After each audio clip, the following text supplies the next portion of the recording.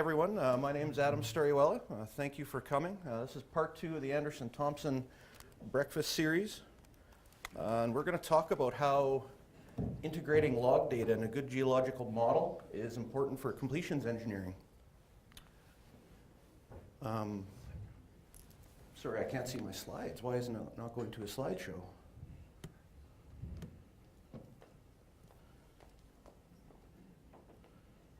you know what you're doing?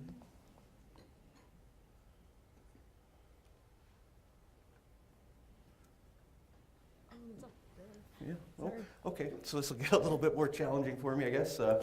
So Anderson-Thompson, who are we? We are a group that is founded by Dave Anderson and John Thompson, and we do reservoir studies. And as part of that workflow, we take log data, a geologic model, we go to fracture simulation, and then from that it goes to the really smart people, Dave, John, and Dan, and they do production data analysis. So the big things that myself and our completions engineer are tasked to give them are porosity, saturation, fracture height, fracture width, perm, but more importantly, conductive fracture height and conductive fracture length. And that's kind of going to be the topic of this, is how variable these properties are from the fracture model and how we change them and how our petrophysical interpretation affects it. So 5 key takeaways. You know, if you guys all leave right now, I hope these are the things that you can kind of keep in the back of your mind. And we'll talk about this more. A defit is not enough for a good fracture interpretation, and we're going to be talking in the Montney here. So we've got it was a really well-run defit in the well we're going to look at. So we get pore pressure, we get a good perm or a KH number, but it's not enough to constrain geometry, and I'm going to show you how variable the geometry can be. We're going to talk about the impact of a good geomechanical model. So we're going to really contrast and compare where you're flying by, you know, kind of the seat of your pants and don't have things like triaxial stress test data or XRD, and how much that can impact what your fracture geometry is. We're also going to talk about wireline data. Like, they're all kind of suspect. When we start looking at 500 ohm reservoirs, it's really tough to use an induction tool and get saturation. And we're going to talk about the influences of that in a fracture model. And we're going to show a really great example where you can do it completely wrong. It's technically incorrect, and you still get a pretty good fracture geometry output. So it's, it just kind of emphasizes how much caution needs to be used in this. And finally, you know, big point here, fracture modeling should not just be in the realm of a completions engineer. It really requires integration of geology, petrophysics, and completions engineering to get a really good solid number out of it. So I'm going to kind of open up in a prologue, and I think it's fitting that we're going to just kind of show some things written by people and found in the literature that become very important for fracture modeling. And this comes from Bob Barree, right from Gopher, the manual, and there's an infinite number of combinations where you can pressure match the log data that all give you different apparent geometries. So we have to be really cognizant of all the values that we use in the fracture model. Are they real? Are they reasonable? Are they biased or not? The other thing we need to consider, and this comes from Ross Crane, who is, you know, one of the most brilliant petrophysicists kicking around, I would say, is that we need a really good, solid, static set of moduli. And it becomes really challenging. You know, there's, I think, 5 different correlations readily available to take dynamic log Young's modulus and convert it to static. Well, which one do you use? The John Fuller correlation will give you a number that's like 50% below the modified Morales correlation. So it becomes very challenging, you know, if you don't have the data to back it up. The other thing that Ross mentions in his work is that the importance is we need fluid saturated curves for compressional, shear, and density when we do these calculations. So we need to bear that in mind too, and I'm going to show you how challenging that really is in the Montney specifically.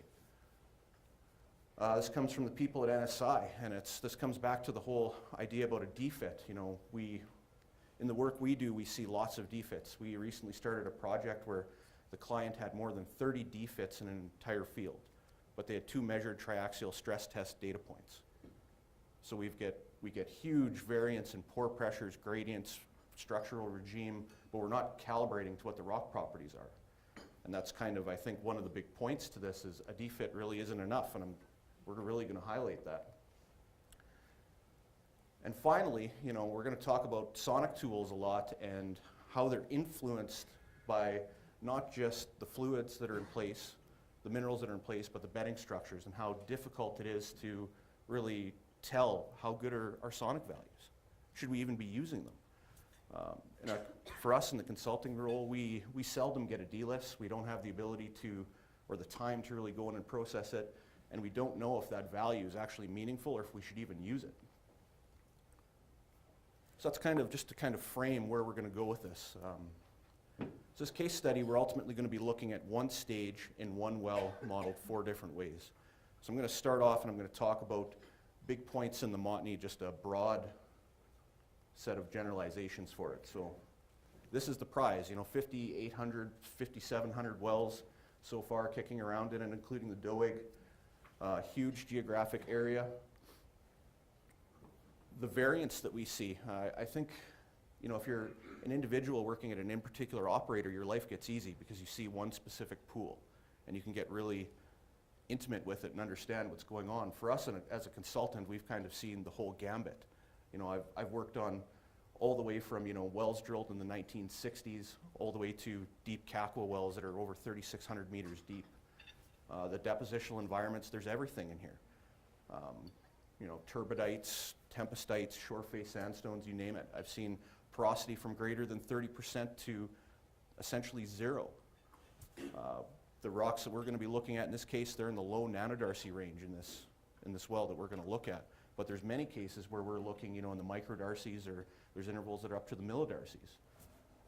We've seen, you know, fractures where, you know, I've done image logging in, you know, 3,000 meter horizontal wells, and you see 5 fractures in the whole well, and then you go to a totally different pool and it's totally destroyed by natural fractures. So fracturing really dictates well performance in my opinion, and it's variable. We don't have a way of really predicting it accurately from our point of view. Pore geometry is important because we're going to talk about Gassman fluid substitution and rock physics modeling, and it's complicated. We go everywhere from point contact grains where we have essentially spherical pores to fracture pores that are very long with very low aspect ratios. There's pores in kerogen. There's the whole gambit. The fluids that we see, we picked a dry gas reservoir for this particular model because we thought it would make our life a little bit easier. But there's everything from black oil to volatile oil, gas condensate, the whole gambit of fluids are in place. And from a petrophysicist point of view, we need to know what's there. What's the virgin reservoir fluid? And there's a lot of cases where it's tough. We don't know if we're in a gas condensate reservoir or a volatile oil reservoir, what our phase density is. We see pressures that range from underpressured to overpressured. There's structural regimes from normal faulting to reverse faulting, so that affects which way are fracs growing. Are they growing up? Are they growing horizontally? And the last 2 points that I kind of want to highlight here, this is just in the data that we've seen. We've seen lab measured and good lab, I would say TerraTech's probably the best, and these are where these values come from. Poisson's ratio is ranging from 0.1 to 0.35, and Young's modulus in between 22.5 to 76 GPa in static values. So it becomes challenging for us, like which conversion do we use when we've seen such a wide range of values in the core data? You know, we can't really say there's a rule of thumb here, or we can't really say, well, it's a well-cemented sandstone, so Poisson's ratio should be 0.22, or we need the data. That's kind of what I hope to highlight by this. So that kind of frames it, like what our challenges are, and we have to go into these things without putting our bias into our interpretation. That's kind of what I wanted to say there. So we're going to go through a bit here, and I'm going to talk about in the core. This is from the core that we have the wireline data for, that we're actually going to do our frac model on, that we used to build the frac model. And it's really just to highlight some of the challenges we have. So, you know, if we talk about the sonic tool again, the sonic tools respond to not only fluids and minerals, but bedding, and this kind of just shows the variance that we see. And this is in this one well. We go from thinly laminated argillaceous siltstones to relatively clean, you know, quartz sandstones with very low clay content to slump features. And when you start seeing slump features in bedding that's near vertical, well, what's the acoustic response? What should the slowness value be in that? And how do we repair it? The reality is it's really tough, you know, how these can put artifacts into a frac model where it'll predict a fracture barrier that's not real. So is it real, is it not? Do you use the sonic, do you not? It's all dependent upon what bedding you have. Fracturing, like again, the acoustic tools especially respond to discontinuities in the rock. So fracturing in here in this particular well, it's very fractured. We're going to talk about a number of different fracturing regimes that are in place, but we have oblique open fractures that are lined in this case by dolomite, or we think dolomite. We also have bed parting. So as they pulled the core out, the bed's parted and you ended up getting horizontal discontinuities in the rock. These all affect the response of the acoustic signal. We also have closed fractures. So, we had fractures that are at an oblique angle, they're not parallel or perpendicular to bedding. In this case, we have fractures that are near vertical and cemented. And we also have these polished slip surfaces. So we've got discontinuities pretty much in every direction in this rock. And it affects what the acoustic signal is. So that's kind of dealing with the acoustic part of it. There's a lot of discontinuities in the rock. It responds not only to the mineralogy, but to the hole and to the fractures. The next thing that's really important to us is pores and pore shape. If we start looking at things like toxos, rock physics modeling, which aspect ratio do we use? Are the pores perfectly spherical? Are they long? This wasn't my interpretation, by the way. This came from the people who did the SCM report on it. But in any event, we have pores that are spherical, that are related to dissolution. We have pores that are point contacts in between, detrital grains. There's pore-filling cements. Clays. Clays are really important here because we need to know the saturation. We need to know both the virgin zone saturation and the flush zone saturation. So mica is challenging, and that's all the elongate laths are in here. And why it's challenging is in the XRD, in most cases, we're seeing that the mica is included in the illite smectite proportion. So we need thin sections, we need XCM in order to figure out how much of this component is mica and remove that, because the mica doesn't respond like clay. It's not swelling, it doesn't have water in its structure. So it's much lower than we think they are. We have pore-filling smectite, and it was interpreted to be smectite, and we also have illite. The clay mineralogy is kind of suspect from XRD, which I think most of you are aware. But we have pore-filling cements, we have clays that are parallel to bedding. And it makes doing saturation kind of difficult. As far as mineralogy goes, there's anhydrite, there's gypsum, there's pyrite, marcasite, anchorite, or iron-rich dolomite. There's an incredibly complicated mineral assemblage in this reservoir. So where that kind of leads us when we get to the end is the complicated mineralogy, the presence of pyrite. We start looking at laminated beds. Saturation becomes difficult, and what makes it even more challenging is how much invasion do we have in the rock. So there was a great talk given by Mark Buston at the IHS Montney Innovation Day earlier this year. We had some great examples just showing how much invert imbibes into the core and how much it changes what your core saturations are. So we're left in a lot of cases where if we want to do a fluid substitution, what's actually in place and what did we start with? It makes it challenging. And this well, the one we're going to look at, it's even further complicated by the fact that they drilled with brine until they got to the top of the dough egg. They tried switching invert out and coring with invert, pulled the core, and then switched back to brine. So it's a very complicated zone of invasion that makes it very challenging to determine what's actually there. So yeah, it just kind of summarizes that, what are the fluids that we have? So when we want to look at, hydrocarbon correcting the bulk density, compressional, and shear values for calculating our rock moduli, if we know we need the brine saturated values, how do we brine correct them if we don't know what's there? That's basically where I want to leave that. And finally, the last kind of complication that we're going to see in this, and this comes from a project I recently started working on.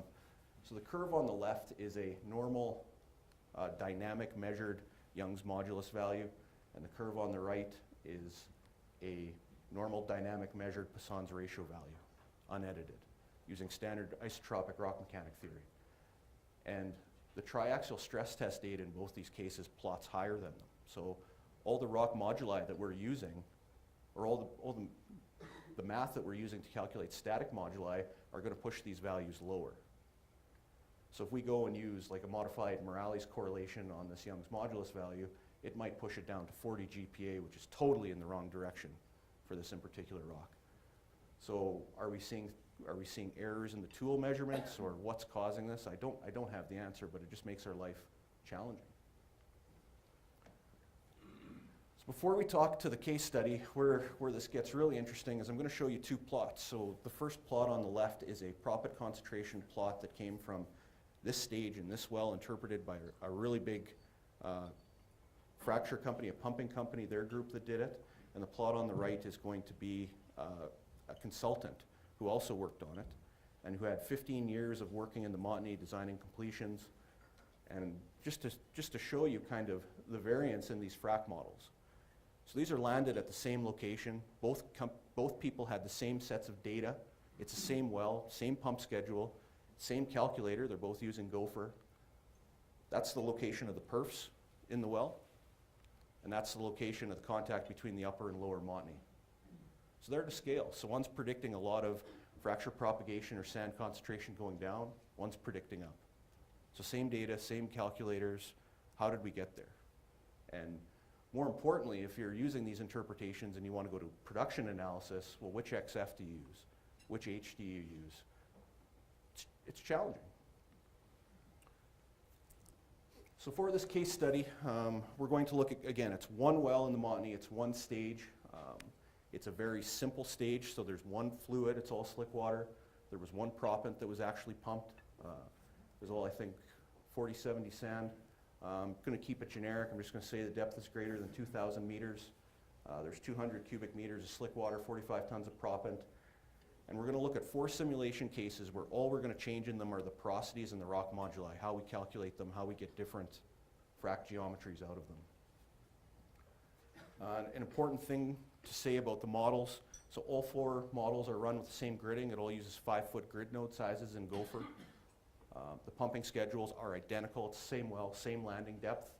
We had a defit available. We chose to use a pore pressure gradient. This is not normally what we do, but for the case of a case study, we just kept it to a gradient that was matched to the pore pressure measured from a defit. All the other values, the process zone stress, critical fissioning opening pressure, the PDL coefficients, they all come from an interpreted defit, and they're all identical for every case.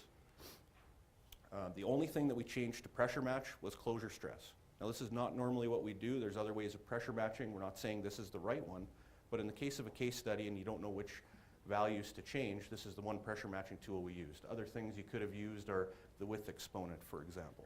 You know, changing that in between 3.2 to 3.4 is, you can also use as a pressure matching strategy. The complication with that is I'll change what your hydraulic length is, and that doesn't really make for a good case study at that point.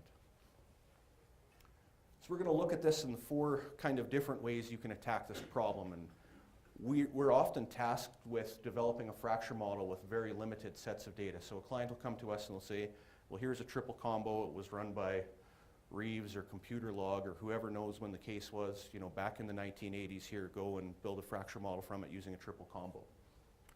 So that's what we did in this case.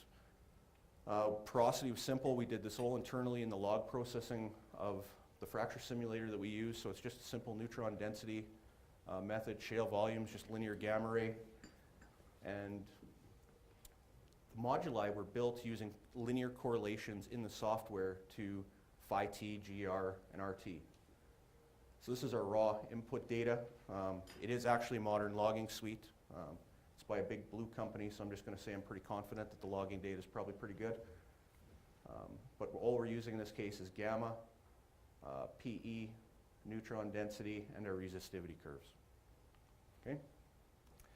So we're looking at the lower Montney in this case. So what we do is we draw straight lines through cross plots of phi t and resistivity or gamma, and the tools give us a linear correlation for Young's modulus and Poisson's ratio. Same thing here. This one's the Young's modulus transform.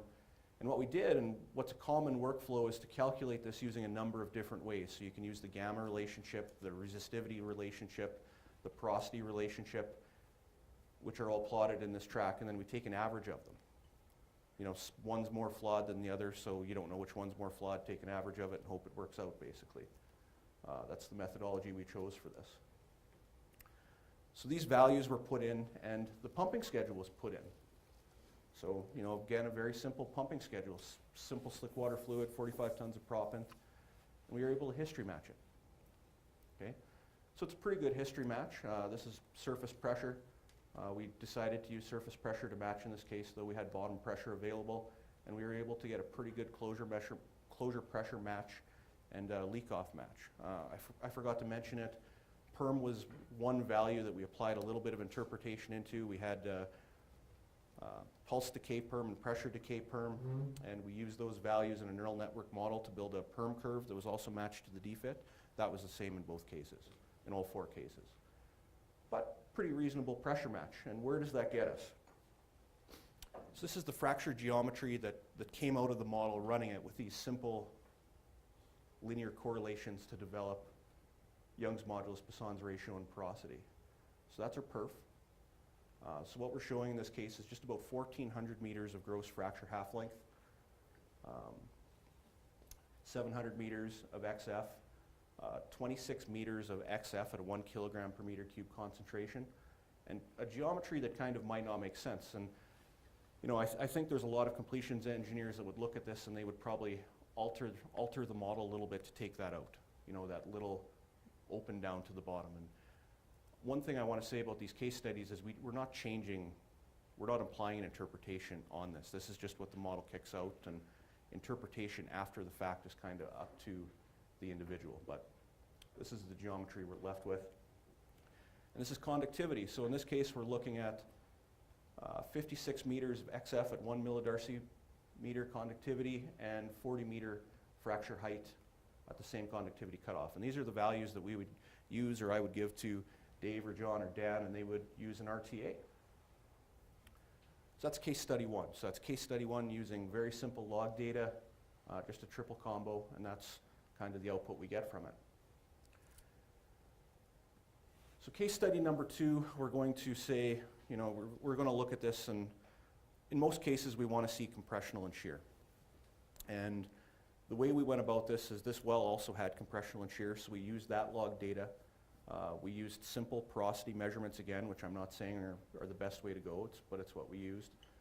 And we rebuild the model using standard isotropic equations using Young's modulus, Poisson's ratio derived from the compressional and shear. So as we can see, we have our gamma again, we have our nukes, resistivity, and we have, sorry I'm really blind, the blue curve is the isotropic derived dynamic moduli. The red curve is the static. So we used a modified Morales correlation in this case. In this one, this is Poisson's ratio that's dynamic in blue. The static is in red, and we just use a multiplier of 0.9. Not necessarily the best way of going about it, but that's how we built the model. And this is also, you know, a common strategy used for frac modeling. So in this case, again, we were able to pressure match it. We were able to pressure match it quite well, and in the previous case we were looking at 6.75 MPa was the difference in total stress that we had to use to pressure match it. Now we're down to 2.75 MPa, so our numbers are starting to make a little bit more sense, but we were still able to pressure match it. And but our geometry is starkly different, okay? So it changed appreciably by changing the moduli and how they're calculated. In our previous case, we only got a fracture down to about here, and we had more height growth up. Changing the moduli and how we calculated it, we put a whole lot of sand below the wellbore. Also, in the previous case, our fracture gross half-length was 1,400 meters, and now it's under 1,000. So changing these has had a stark impact on what the geometries are that comes out of the simulator. Here's our conductivity. And I forgot to mention, if anyone's not familiar with this, why there's the white spot in the middle of the conductivity. In this particular case, there was an overflush. There was about a 10 cube overflush that they used. So that's what the model is simulating, you know, sand being displaced from near the perfs. This case, we get 34 meters of conductivity at 1 millidarcy meter and 41 meters of frac height. So our frac height's actually the same in the net created fracture height that we would use in reservoir simulation, but our XF is much different. We're, you know, let's call it 35% lower in this case, just for fun. I know I'm a geologist, so my math doesn't have to be perfect. That's what I tell myself anyway. So case study 3, we're going to get a little bit more in depth into it. So we're going to make the assumption now that we have someone who does log analysis. The data is available, and we know that the density curves that we have are, we need the brine saturated cases. And this is a gas reservoir, so we're going to get to that. And we know we need to substitute for the compressional, the shear, and the density. So what we did in this case is we used we did a big project for a client down in the Permian and with a really good petrophysics team, and this was the model they used. They took a simple 5 mineral model, so they used shale, sand, calcite, dolomite, and pyrite on a probabilistic mineral solver. So we calculated the flushed zone and virgin zone fluids and mineralogy using that. And then we did a fluid substitution to the brine saturated case using Gassman fluid substitution. So from that we were able to get compressional, shear, and density at 100% brine saturated case theoretically. And then from that we used these values to calculate Young's modulus and Poisson's ratio, and we took the porosity out of the mineral solver. And I should, it slipped my mind. I've wrote in a lot of these slides that we're using isotropic equations, and I really want to highlight this. This rock is not isotropic at all. It's probably orthotropic in most properties. The fracture simulators that are commonly used, barring the mangroves or the fracmans or the more expensive and more timely ones, don't have the ability to really use isotropic data very well. So we're just using isotropic in this case. So please just bear that in mind. We're not saying it's the right answer, but for practicality in terms of frac modeling, that's what we used. So a few comments on Gassman and where this gets really challenging is there's 5 key assumptions that go into Gassman fluid substitution, and one of them is that our pore pressure is equal between pores. So in the Montney in this case, we have pores that are bound in kerogen, we have pores that are in fractures, we have pores that are in between pore filling illite. There's all types of different pores, and in most cases I think we could all agree that pore pressure could vary between them. And we also need to have a uniform pore shape. And I hope I was able to show that between the fractures and the different point contacts that there are very different pore shapes found in these rocks. We also need to make the assumption that the porous medium is monomineralic. Sorry, I have a tough time saying that word, but a single mineral. So it works really well if it's a pure quartz sandstone. In the software we use, it has the ability to use up to 10 different minerals at a time, but it becomes challenging because you're making assumptions about what the bulk modulus and shear modulus of each mineral is, or compressibility essentially, which is the big takeaway from that. We also need to make an assumption that pores are in flow communication and fully filled with a non-viscous fluid. Now, in this particular well, there's not really very much bitumen. So bitumen isn't a problem in this case, but there are a lot of cases in the Montney where there's a lot of pore filling bitumen. So it'll make the application of this type of fluid substitution difficult. We also need to assume that the system is closed or undrained, so pretty much not fractured. If you have fractures in place, it pretty much means that Gassman's hard to use. And the pore fluid does not chemically influence a solid frame. So what we mean by that is if we fracture it or we put a sonic or an acoustic wave through it, you don't start precipitating things like salt. So in this case, we're essentially 0 for 5. So just before we go down this road and I show you that, we're going to show you the outcomes of using Gassman fluid substitution, but it really doesn't work in this case. There are applications where it's very useful, but we don't think it gives us a good answer. So to start off with, what's the virgin fluid in this rock? So this is just from GeoScout. It's production data of an offset well, and I just want to highlight that, this field is gas and condensate. This is not an oil reservoir. It's not a volatile oil reservoir. We don't necessarily believe that condensate value very much, but just trust that it's, gas, and it's wet gas. The other complicating feature in this is when we start looking at our saturation. So what I did is there was, let's call it 70 measured Dean Stark core saturation values, and I just made this kind of track out of it. So it's a gas reservoir, and what we're showing in pretty much every sample is the lab's recording oil in our core. So it pretty much just validates the point of Mark Buston that we're seeing a lot of invasion by invert. And we don't know how far that invasion goes, especially with the fluid change that happened in this well. So it makes it difficult when you have to solve for brine, gas, and oil in the invaded zone. And there's not really an easy way of doing this. I'd say most people are comfortable with a two-phase solution for fluids, but once you start putting the third phase in, it gets difficult. The other thing that's challenging in this is which curve do we use for our invaded zone resistivity? So the green curve on the tract is an RXO measurement, and it's measuring a value of like 5,000 ohms. Doesn't really make sense in this case. If we start looking at our induction curve, so the 10-inch, the 20-inch, and the 30-inch depths of investigation, all in this well show varying amounts of invasion. So our density tool measures 3 inches into the formation, plus or minus a bit. Our compressionals, let's call it 6 to 8 inches for fun, and our shear is 12 to maybe 14. So do we do multiple different fluid substitutions for each curve, or do we use one and say it's good enough, or it just becomes challenging. So here's the output from the mineral solver. So again, really simple mineral model, just sandstone, shale. It's just a, simple shale. It's not composed, or it's just matched to the data, I should say. It's not an average of, chlorite and illite or anything like that. The saturation, what we chose to do in this case is we felt that the gas saturation was a little bit more representative in the core than the oil or water. And I'm not saying that's the right answer, but what we chose to do is match the gas saturation versus the water. It's not the right answer, but it got us to what we thought was a close answer in this case. These are our porosity matches and our grain density matches from core. So we think we did a pretty good job on porosity, but saturation's still the variable component.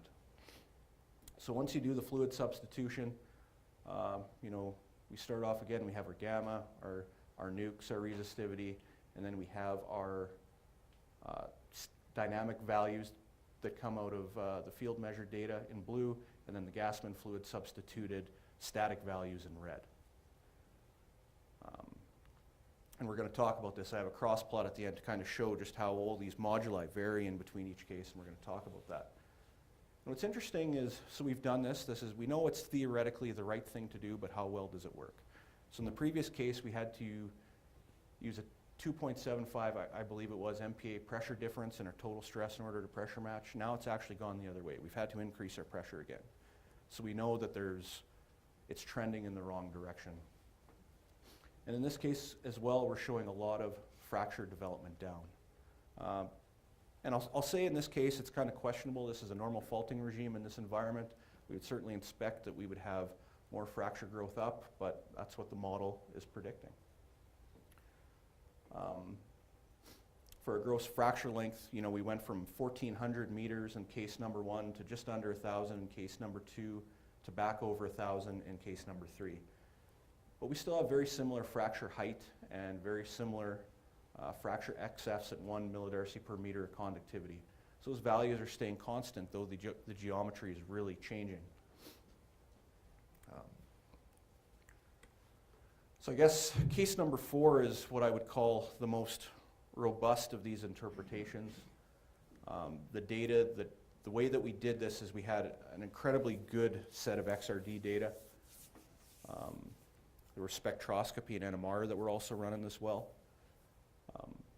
So the porosity and saturations and mineral volumes, again, were calculated using a probabilistic mineral solver. And the way we went about doing this is we took the XRD mineral volumes and we used the spectroscopy curves to neural network model and infill them to get mineral volumes that were bound to the XRD. And we used these for 8 different minerals in the mineral solver, and we left kerogen and illite as the ones that we didn't bind. And then we used a rock physics model. So in this case, we used a modified Hashin-Strickman model. And I'm not saying this is the right one to use. It's actually kind of unfortunate, the timing of everything. We got a great software update last week that added two new models in our software that would have been much more appropriate to use in the Montney, but this is the general workflow that we used. And from these rock physics models, we were able to get the bulk and shear modulus of the fluid saturated rock. So what we're doing is we're calculating the mineral volumes and we're just putting water in it. So it becomes independent of what the saturations are in place. And from the bulk and shear modulus, we're able to derive our brine saturated Young's modulus and Poisson's ratio. So here's kind of the back half that comes out of that interpretation. So this is our mineral model. These are our porosity values with core porosity in red. Oh, sorry, I'm blind. That's grain density. Sorry, grain density values in red. These are our core porosities.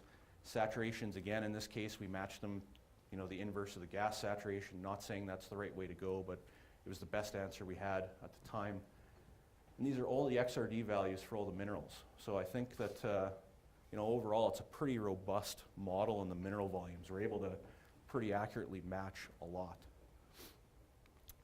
So from that, we take these mineral volumes and we go into the rock physics model and we combine them. And we combine them with fluid, and this is what we come out with. So in this track, we have our gamma. So again, that's the contact with the lower Montney. So that's upper Montney right here. We have our, sorry, I'm really blind. These are our density curves. And what's interesting about this is when we took the mineral volumes and combined them with brine, it just about overlapped on the field measured density values. So that's really telling us that the density was reading completely flushed fluids. There wasn't any gas left in it. It's all been pretty much displaced. Our red curve is our field measured DTC, and the blue curve is what came out of the model. And this is shear. So the red curve is the field measured shear, and the blue curve is the modeled measured shear. And then we also had triaxial stress test data in this. So what we're kind of showing here is this red curve here is the field measured Young's modulus. The blue curve is the dynamic that comes out of the rock physics model, and then the red are points that are parallel and perpendicular to bedding the triaxial stress test data that came out of it. So we're able, we think, to get really good matches to Poisson's ratio and Young's modulus using this technique that are, you know, the straight lines that we saw in the compressional and shear have kind of been removed. We think it's more accurate in our interpretation. So using these values, we're able again to go into the simulator, the fracture simulator, and we're able to get a pressure match. So again, using same porosities, perms, and now we only change total stress by 200 psi. Okay, so we're much closer to the values that we expect for pore pressure and total stress as measured by a DFIT. And this is the geometry that comes out on that side. So I'd say that this is a little bit more realistic. We're seeing more propagation up, less propagation down. We're honoring our core, we're honoring the triaxial data, we're honoring our DFIT much more closely. And these are the dimensions for the geometry. And we're left with, at the end of the day, 42 meters of XF and 42 meters of H at 1 millidarcy meter of conductivity. So what's interesting about that is that value didn't really change in the simulator case to case. You know, plus or minus a few meters here or there. Those values stayed constant, but what really changed was the frac going up, was it going down, and how wide was it? Just by changing the moduli. So just as a comparison in the 4 cases, these are all scaled the same way. So the horizontal lines that go through here are just showing where the perf locations are. And the vertical lines are just lining the perf locations up again, model to model, where we have proppant concentration on top and conductivity on the bottom. So what I just hope this shows is these subtle variations. You can really drive what this geometry does. Is your frac going up? Is it going down? How wide is it? So the moduli actually have a pretty large amount of say in what that geometry is. So we're talking about moduli, so I guess let's just use a comparison. This is the best comparison plot I can come up with. So case 1, if we go back to that, you know, I'd say this is kind of pretty realistic. We're seeing more fracture propagation up. I'd say most completion engineers would look at that. They would make a few little changes. They'd probably remove that. You would just see a geometry that looks like that, and that's what would be reported. And that's actually pretty similar to what the consultant did in the very first case that I showed you. So it seems like it's a good model. But what we see is that the Poisson's ratio and Young's modulus that are calculated using those methods are so wildly different than core that how much validity is there to it? So if you didn't have the core to check this, you're kind of, you know, you're in a challenging position.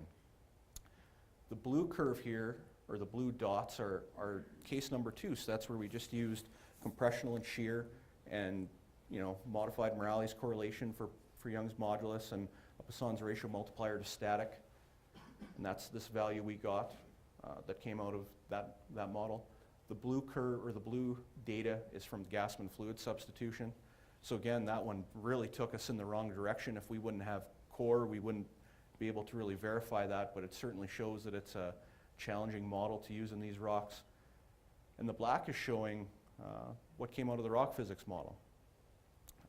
So I hope the takeaways from this are not as much as, we're not saying that rock physics model is the best model to use. In this case, it did a pretty good job, but what's important is we have to match our core, and it becomes really challenging in the absence of it, and it's really difficult to just blindly trust the acoustic curves just due to bedding, hole rugosity, and fracturing in this case, and it has a material impact on what the fracture geometry is. So this is just a summary table, just showing of the geometries. Big points, big takeaways from this is case number 4. We're more closely matching total stress while still honoring system perm and pore pressure. Our gross fracture height, there's variability between 44 and 60 meters in this very simple fracture treatment. It's again just slick water in one proppant size. So we're seeing a 33% difference in H. And not only just a difference in how high it's growing, but is it growing up or down? And our fracture width as well. We're seeing gross fracture widths of between 1,400 meters and below 1,000. So very appreciable changes in what the geometry is just by subtle interpretations, differences in the petrophysics. Well, I talked really fast. I was supposed to give you guys more time than that. I'm sorry. It's kind of the conclusions. Fracture modeling, I would say, is typically a realm of a completions engineer, and I hope this just highlights that we need a really good understanding of what's happening with the geology, and we really do, especially in the Montney, need good core data in order to ground truth kind of what we're seeing. So we have, as a group, we definitely feel integration's an important aspect in this, and siloing each of these tasks doesn't lead one necessarily to the right answer. HXF, proppant concentration, all the things that we saw in here that we use in RTA, so are all affected by the moduli and how we calculate them. Again, this is intensified in high porosity gas systems. The higher the porosity you have and the more gas you have, the more it'll slow down your compressional. So it just throws it out, and we have to correct for it. And finally, this has an impact on well spacing, field development, and reserves. These types of things are important when you're planning. Where do you can you put a well above? Can you put a well below? How far is your well spacing? You do need production data in order to validate it, but if you're putting a lot of faith in your frac model, changing these definitely it'll change the geometry quite quickly. So that's pretty much my talk. Again, sorry, I kind of talked really fast there. Yeah, questions? And if there are any questions for Adam, please come up here and use this mic. Maybe we can figure out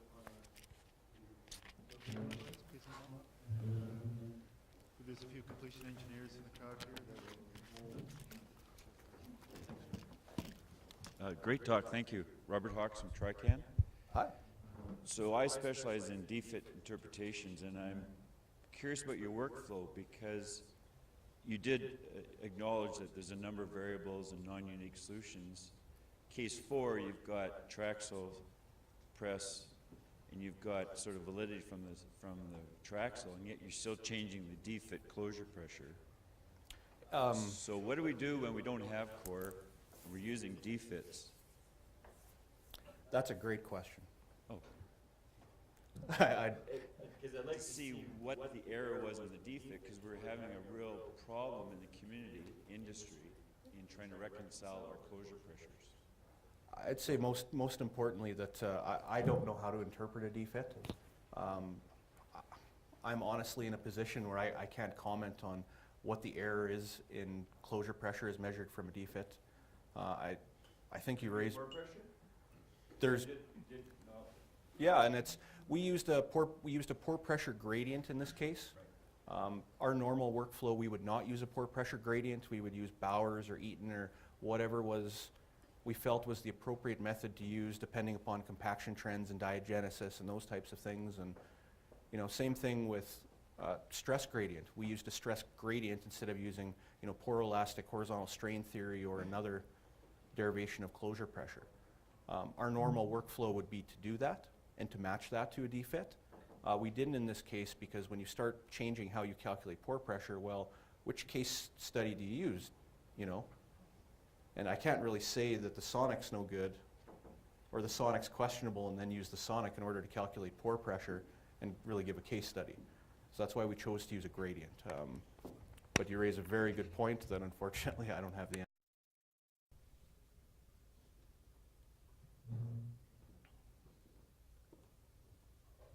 Bob Pearson from Tactical Gas Services. Great talk, thank you very much. Would you talk to the two cutoffs that you showed? The 1 kilogram per square meter I'm very familiar with, but the 1 millidarcy meter, which seemed to make no difference to your frac lengths. What's the basis of that calculation? So you're referring to these plots? The summary table is a good place to look at this because when you look at that frac length at 1 millidarcy meter, there's very little variability. When you look at it at the more usual cutoff of 1 kilogram per square meter, there's a huge difference. So I'm wondering how you're getting that. What's the root of that 1 millidarcy meter cutoff? So that's a very great question, and next week that's one thing that John Thompson's actually going to be talking about, is what's the right cutoff to use there. We have got a great example in the Permian where we did a work where it's a correct me if I'm wrong, but I think it's a volatile oil reservoir, and we're actually going to show a case study of where we're using different millidarcy meter cutoffs for XF and H to pressure match or to match the production data. So we used 1 millidarcy meter in this case. We're not saying that's the value that we should always use. We're actually going to see next week we're using cutoffs in the Permian case study that you're going to see of 6, 7, or 8 millidarcy per meter in order to match the production data. And it gets complicated by what the fluids are. So non-darcy flow, for example, will have a big impact on what that cutoff should be. We're just using this as kind of the floor so you can kind of see at 1 millidarcy how far out it got. But there are very rapid changes that happen depending upon your pressures that are in place, so your closure pressure, what proppants you used. So that'll change once you start looking at production if you use 100 mesh ceramic versus if you use 2040 Ottawa sand. That value will be different. Great point. I hope I commented on it in a good way. Hi Adam, great presentation. My name is Claudio Virués. I'm a reservoir engineer with Nexen. My question is a little bit more fundamentals on the hydraulic fracturing modeling. So we know that Gopher has limitations on only, not addressing natural fractures. So I'm wondering if you guys have no natural fractures, you don't have any image logs. I haven't seen any analysis on natural fractures in the workflow. So maybe you can comment on that.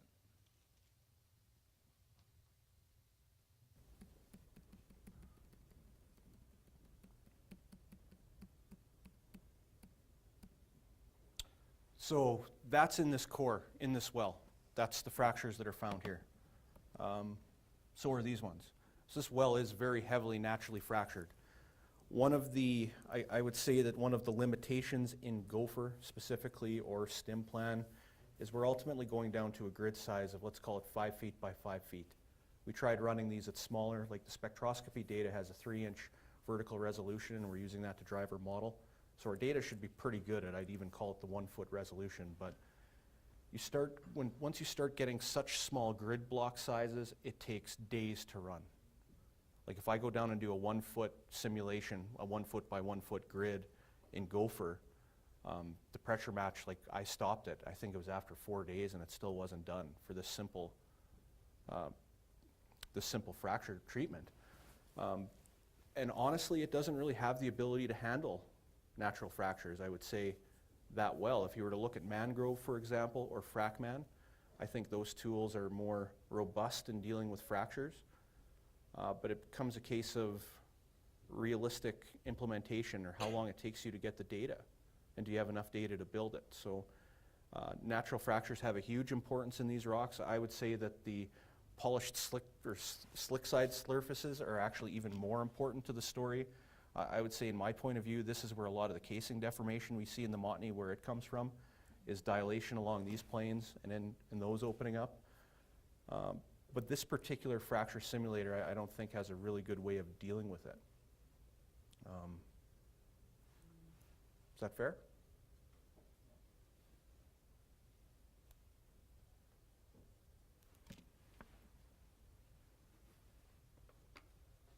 I guess any more questions for Adam? I guess with that, I'd like to thank Adam for a Thank you. super lecture. Thank you, guys. Thank you. And next week, we're going to see John Thompson, who's going to give a presentation on integrating the results of this type of workflow, and we're going to see case studies from the Permian, Montney, and a few other places. And I really like John and his speaking. I really like it. I find him an incredibly entertaining presenter. So I hope that's a good enough shout out. Show up next week. It's going to be better than this one. And yeah, thank you. Thank you. And Adam, just a little close appreciation. Thank you, sir. Very much. Thank you. I look forward to seeing you all again next week for the third session in the Breakfast Club series. Thank you for all.